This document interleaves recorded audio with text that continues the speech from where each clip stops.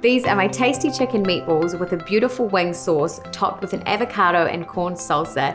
Start with making the meatballs, so we're going to finely dice the parsley, 3 spring onions, a tablespoon smoked paprika, and a tablespoon of fine garlic.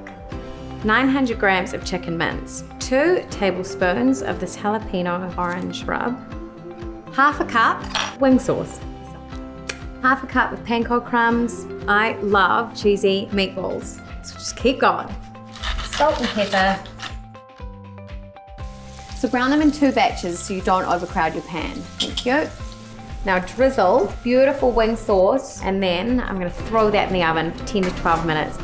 Salsa. Slice the coriander, avocados, lemon, onion, corn, tomatoes, and olive oil. Now you can either pan fry the tacos or heat them over an open gas flame to give them a bit of a char.